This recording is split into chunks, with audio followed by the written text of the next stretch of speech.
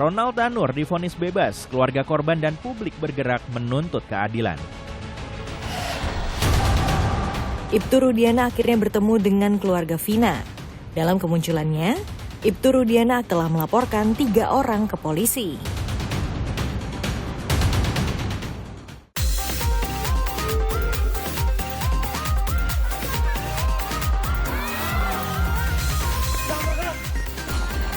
Mohon maaf sebesar-besarnya kepada istri saya.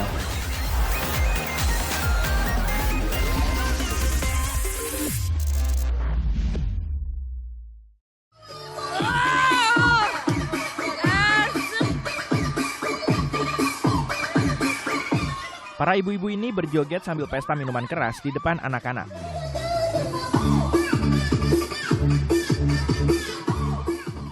Dari hasil penyidikan polisi, mereka beralasan aksi ini adalah serangkaian acara keluarga.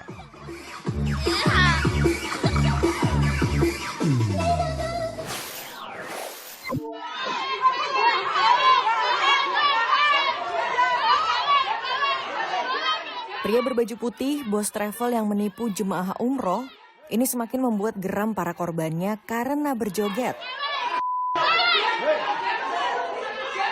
Korban meneriakinya karena tak terima pelaku hanya divonis 3 tahun penjara oleh Hakim Pengadilan Negeri Kudus. Padahal tuntutan jaksa 3 tahun 9 bulan.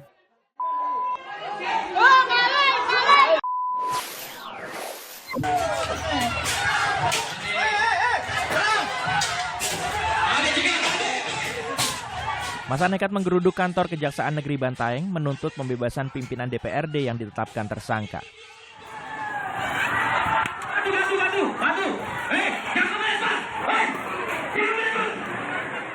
Masa bahkan merusak fasilitas kantor Kejari Bantaeng. Mereka melempari batu hingga sejumlah kaca pecah.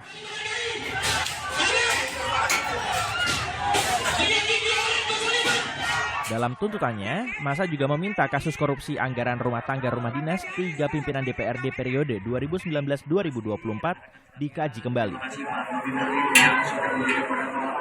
Kasus ini menyebabkan kerugian negara 4,9 miliar rupiah.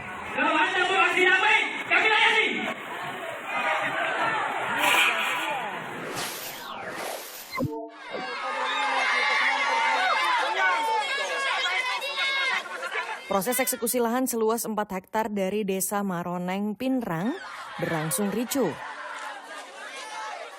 Warga memblokade akses jembatan penghubung menuju lokasi.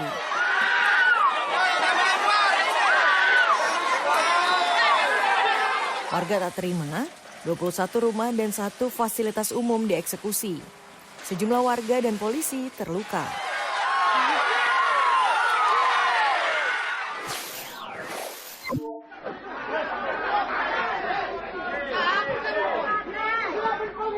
Inilah detik-detik 2 kelompok warga nyaris saling carok usai cekcok mulut. Cekcok bermula saat 2 pemuda melintasi jalan yang sedang diperbaiki. Saat ditegur, mereka justru tak terima.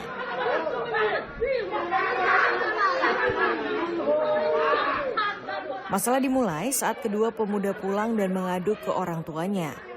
Warga yang terlibat cekcok membawa celurit dan juga parang. Emosi dapat diredam usai tokoh agama setempat menasehati.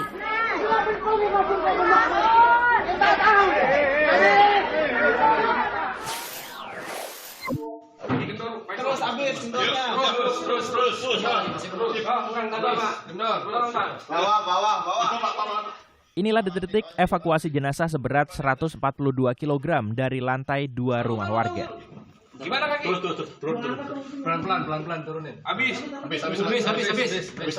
Pegang di. Petugas mengevakuasi jenazah dengan tandu dan tali melalui tangga rumah.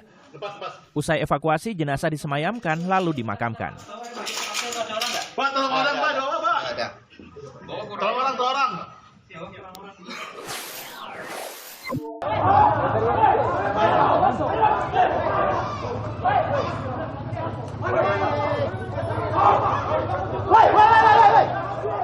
Bentrokan antar polisi dari BKO Brimob dengan personel Polres Tual ini diduga berawal dari razia knalpot brong.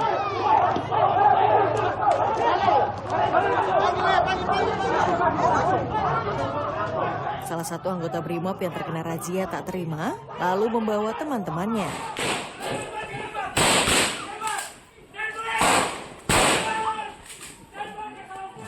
Komandan Brimob Resimen akhirnya meminta maaf atas penyerangan yang dilakukan anak buahnya.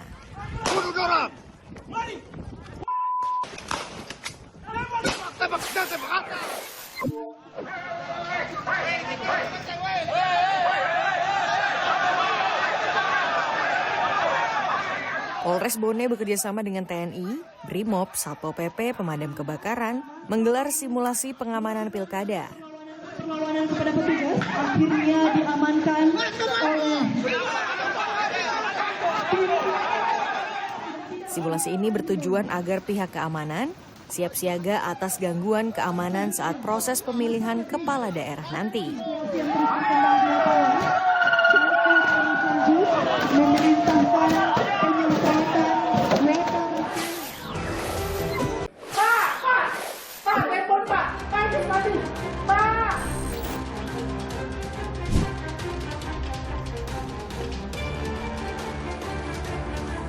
Hakim mohon selidiki dan bongkar hasil keputusan yang dibacakan Ketua Majelis Hakim di Pengadilan Negeri Surabaya.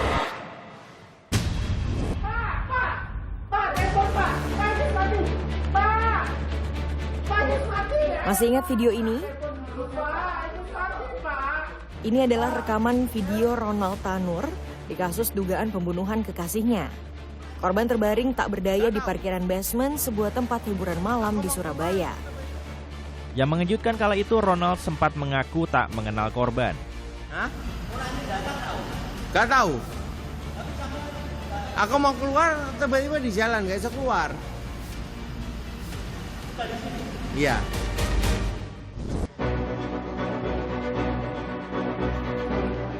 Sembilan bulan berselang, proses hukum telah membuahkan hasil.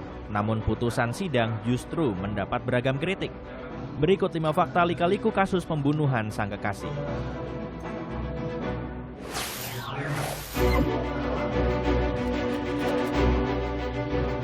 Fakta 1, Ronald Tanur divonis bebas. Membebaskan terdakwa oleh karena itu dari seluruh dakwaan penuntut umum di atas. Memerintahkan terdakwa dibebaskan dari tahanan segera setelah putusan ini diucapkan.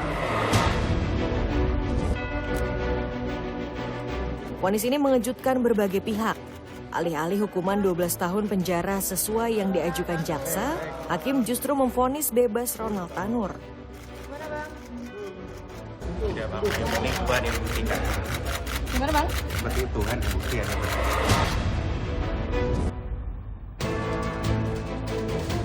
Rekaman kamera CCTV dan hasil visum dinilai hakim bukanlah bukti kuat.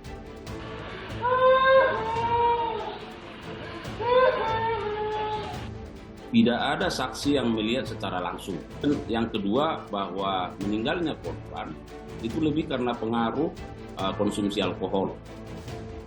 Nah, padahal ini sangat berbanding terbalik misalnya dengan visum et repertum yang disajikan bahwa meninggalnya korban itu kan karena ada faktor luka. Kemudian dari sisi bahwa itu sudah bisa menjelaskan bagaimana korban itu dilindas kendaraan. Ada cekcok, ada kekerasan, dan apa yang dibuktikan dalam CCTV dan visum itu. Tetapi hakim tidak mengambil itu. Jadi ini merupakan kejanggalan. Atas putusan hakim, jaksa penuntut umum merespon akan pikir-pikir dulu untuk mengajukan upaya hukum kasasi. Dengan ini putusan hakim dinyatakan belum berkekuatan hukum tetap, hingga jaksa mengajukan pertimbangan putusan dalam jangka waktu 14 hari.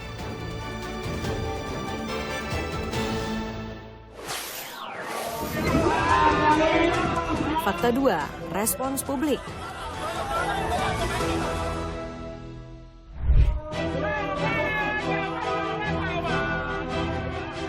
Tak terima dengan putusan vonis bebas, massa menggeruduk Pengadilan Negeri Surabaya. Tak hanya sekali, massa dari berbagai aliansi sudah berhari-hari memprotes hingga mencari majelis hakim. Jangan paksa kami untuk membelakang di dalam halaman Pengadilan Negeri Surabaya. Betul! Di media sosial publik tak kalah gaduh. Publik mempertanyakan dasar putusan hakim, menyinggung sistem peradilan hingga menguliti keluarga Ronald. Saya usul agar Mahkamah Agung menurunkan bawasnya, badan pengawasnya ya, itu bertanya. Karena kalau logika publik itu kan kejahatannya sudah nyata gitu ya, dakwaan jaksa juga sudah cukup ada bukti, ada video, dan ada logika-logika yang disambung itu terjadi. Tapi kok bisa bebas? Mungkin hakim punya alasan lain.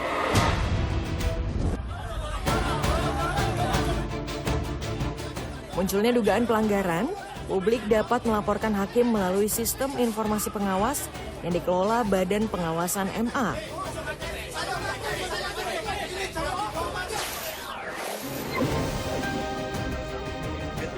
Fakta 3, profil Ronald Tanur dan ayahnya Edward Tanur.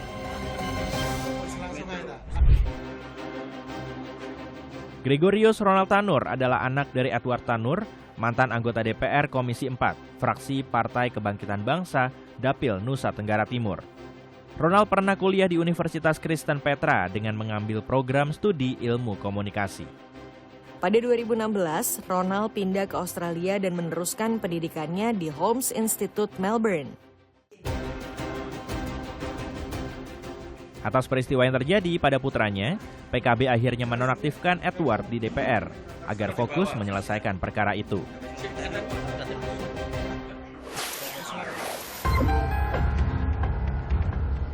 Fakta 4, sidang dipimpin oleh Hakim Ketua RM Tuah Damanik, Hakim anggota Heru Hanindyo, serta Mangapul.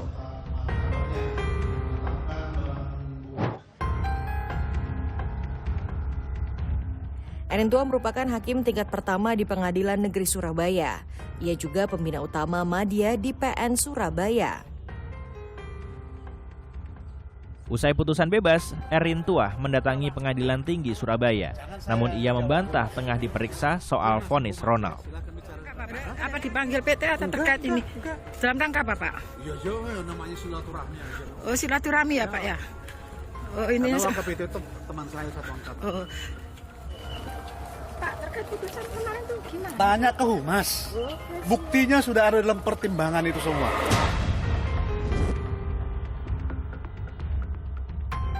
Hakim anggota Mangapul sebelumnya pernah disorot karena menjatuhkan vonis bebas kepada 2 anggota Polres Malang dalam sidang kerusuhan Stadion Kanjuruhan.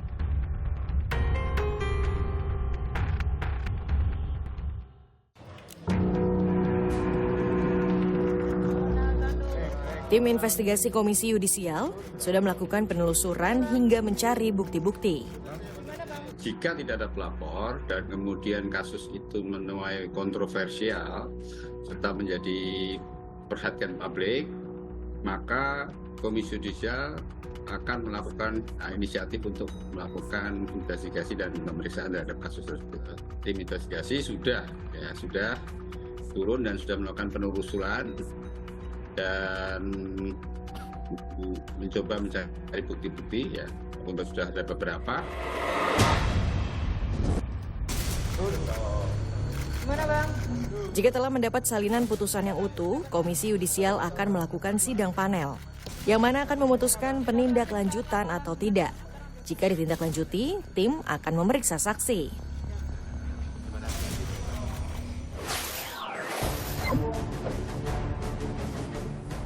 Fakta 5, perjuangan keluarga korban.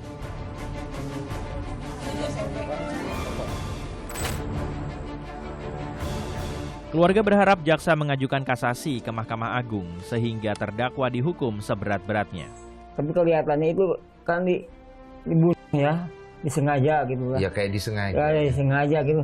Dia itu nggak punya hati hati nurani. Hati nurani lah. Iya. Apalagi sekarang udah mendengarnya bebas ya. Lebih sakitnya hati bapaknya.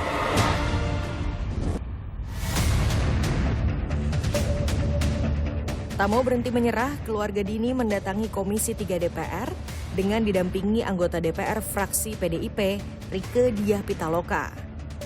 Dalam audiensi, Komisi 3 menegaskan akan berkomitmen menyelesaikan masalah ini. DPR juga akan mendorong dilakukan pencekalan agar Ronald tidak bisa pergi ke luar negeri.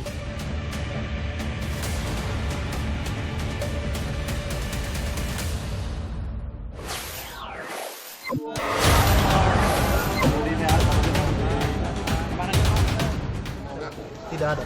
Tidak ada? Tidak. Dan posisi masih utuh, mukanya utuh, tidak ada penganiayaan. Sampai saya pulang aja ditembak 3 kali. Saya suruh lari, saya nggak lari Pak.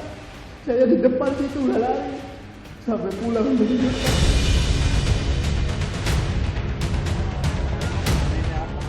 Ibtu Rudiana, ayah Eki tiba-tiba muncul ke publik setelah keberadaannya dicari-cari. Kemunculan perdananya ini langsung di hadapan keluarga Vina. Rudiana membantah tudingan meminta Dede untuk memberikan kesaksian palsu. Itu pada saat kami berempat mencoba mencari informasi dari mulai TKP mayat, kemudian coba cari CCTV, tidak berapa lama kemudian sekitar jam 2 melintas ke Alfamart, saya masuk Alfamart juga nyari CCTV, tapi tidak ada CCTV di situ. Kemudian itu Alfamart saya melihat Aib sama Dede nongkrong di depan. Jadi kita samperin interview gitu ya? Artinya semua orang yang itu kami tanya Bang, namun Aib sama Dede lah yang memberi informasi. Tak terima dituduh, Rudiana melayangkan somasi ke Dede, Dedi Mulyadi, dan Liga Akbar. Namun somasi tak diindahkan. Rudiana melaporkan ketiganya ke Polda Jabar atas dugaan pencemaran nama baik dan menyebarkan berita bohong. Namun Dedi meyakini apa yang dilakukan untuk mencari titik terang kasus ini. Prinsip dasar saya itu yang paling utama adalah mencari kebenaran dari seluruh proses ini. Mencari kebenaran aja. Misalnya kasusnya apa sih? Kan kalau kasusnya pembunuhan, pembunuh yang sebenarnya itu siapa? Gitu. Kalau pembunuhan ya, mari kita cari bersama-sama. Termasuk barangkali Pak Rudiana pun harus mencari dong. Ya kan, mencari informasi baru. Sidang peninjauan kembali mantan terpidana Saka Tatal masih berjalan. 8 saksi dari pemohon telah diperiksa. Pihak Saka Tatal meminta 5 anggota bertugas di unit kecelakaan lalu lintas tahun 2016 hadir sebagai saksi dalam sidang.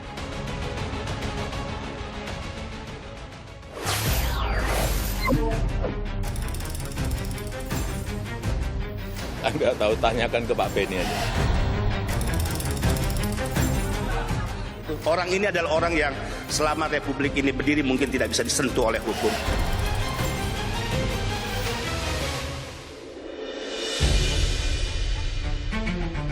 T menjadi sosok yang paling dicari saat ini. Apalagi T disebut-sebut sebagai orang yang paling tak bisa disentuh oleh hukum. Sebetulnya sangat mudah untuk menangkap siapa aktor di balik bisnis judi online di Kamboja dan siapa aktor di balik scamming online. Saya cukup menyebut inisialnya T aja paling depan. Orang ini adalah orang yang selama Republik ini berdiri mungkin tidak bisa disentuh oleh hukum. Namun siapa sangka pernyataan itu berdampak pada Tesi. Pelawak Kabul Basuki mendatangi Bareskrim Mabes Polri karena merasa terganggu dan dirugikan. Nama dan fotonya diseret-seret. Foto saya udah beredar kemana-mana gitu loh. Nggak tahu itu candaan apa enggak, tapi saya kira itu candaan juga masalahnya ya. Masa sih, aku tuh nggak ngerti judul itu apa sih judul itu. Nggak tahunya barusan dikasih tahu judul tuh judi online. Aduh, judi online. Waduh, boro-boro judi. Buat makan aja susah mau judi. Sehari sebelumnya, Beni telah diperiksa Bareskrim sekitar 5 jam dengan menjawab 22 pertanyaan, termasuk soal sosok T, sang pengendali judi online di Indonesia.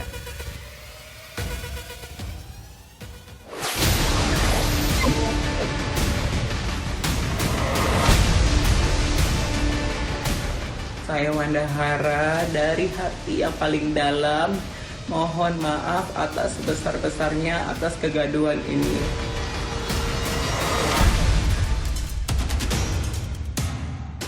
Sekilas tak ada yang aneh dengan visual ini. Sekelompok wanita berhijab yang tengah mengikuti sebuah kajian. Namun saat visual ini diunggah, publik mempertanyakan sosok wanita bercadar ini.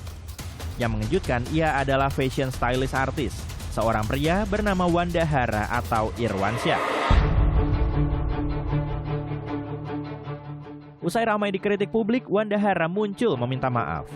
Saya menyadarin ini adalah kesalahan saya. Saya juga sudah berkomunikasi dengan Ustadz Anan Ataki dan meminta maaf kepada beliau dan seluruh panitia Ayah Amanah. Dan juga meminta maaf kepada teman-teman yang ikut terbawa dalam kejadian ini. Nasi sudah menjadi bubur. Wandahara dilaporkan ke Bareskrim Mabes Polri. Pelapor juga meminta teman-teman Wandahara yang saat itu ikut pengajian untuk diperiksa. Jadi dalam undang-undang ataupun pasal penistaan agama itu ada tercantum yang namanya penyalahgunaan. Yang bersangkutan sudah pakai cadar, sudah pakai hijab, sudah pakai jilbab, dan datang ke kajian Ustadz Anan Ataki dan duduk di saf perempuan. Rombongan mereka itu harus turut diperiksa. Karena bisa jadi, kenapa Wandahara itu memakai seperti itu? Apakah memang disuruh oleh salah satu artis tersebut? Atau memang keinginan sendiri? Atau seperti apa? Wandahara dilaporkan atas dugaan penistaan agama. Ia terancam pidana 5 tahun penjara.